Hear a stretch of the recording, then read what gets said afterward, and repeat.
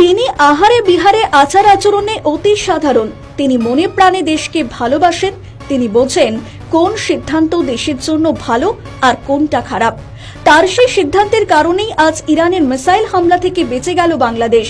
সে বিষয়ে পরে আসছে, আগে বলে নিই সেই বিশেষ ব্যক্তিত্ব সম্বন্ধে, যিনি জানেন দেশ প্রধান মানে নির্ভুল ব্যক্তিত্ব নয়। তিনি অস্বীকারও করেননি যে তার পিএ দুর্নীতি করে কোটি কোটি টাকার মালিক হয়ে গিয়েছেন।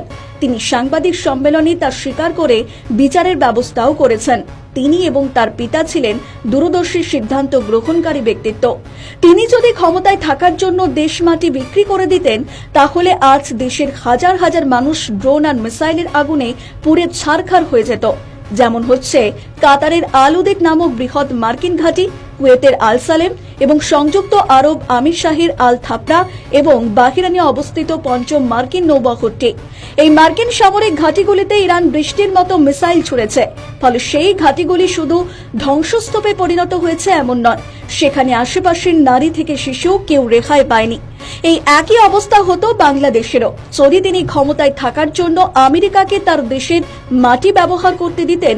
এরপরেও তিনি স্বৈরাচারী, এরপরও তিনি ফ্যাসিস্টের দোসর। হ্যাঁ, এখন সবাই বুঝতে পারছেন কার কথা বলছে। তিনি বাংলাদেশের সাবেক প্রধানমন্ত্রী শেখ হাসিনা। কেউ তাকে বলে খুনি, কেউ বা ভারতের দালাল, আবার জনগণ তাকে ভালোবেসে বলে শেখের বেটি। দেশ নেত্রী, দেশ জননী হাসিনা বাংলাদেশের জন্য এবং বাংলাদেশের মানুষের জন্য কি করেছেন তা হয়তো অচিরেই টের পাবে সে দেশের মানুষ। ইতিহাস তার বিচারও করবে। কিন্তু আমেরিকা ইরানে হামলা না করলে কি বোঝা যেত হাসিনা ক্ষমতার মোহ ছুঁড়ে ফেলে দিতে এক মুহূর্ত ভাবেননি? তিনি ক্ষমতায় অনায়াসে থাকতে পারতেন যদি সাদা চামড়ার লোকের কথা শুনে দেশের মাটি তাদের ছেড়ে দিতেন। কিন্তু দেশ এবং দেশের মানুষের স্বার্থের কথা ভেবে একটি ছোট দেশের প্রধান হয়েও আমেরিকার মতো পরাশক্তির কাছে মাথা নত করেননি। একটা সরকার আসুক যারা তাদের পদলেহন করবে।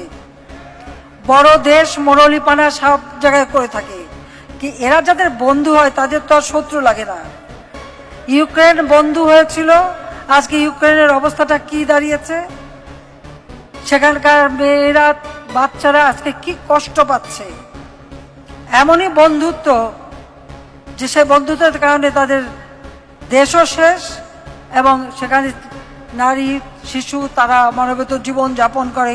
এটা হলো বাস্তবতা। আজ যারা তার বিরোধী তারা আসলে পাকিস্তানি পন্থী এবং বাংলাদেশ বিরোধী। তাই তার বিচারে তার পছন্দের কোনো উকিল দেওয়া হয়নি। তাকে চক্রান্ত করে সরিয়ে দিলেও একদিন সব চক্রান্ত বেরিয়ে আসবে।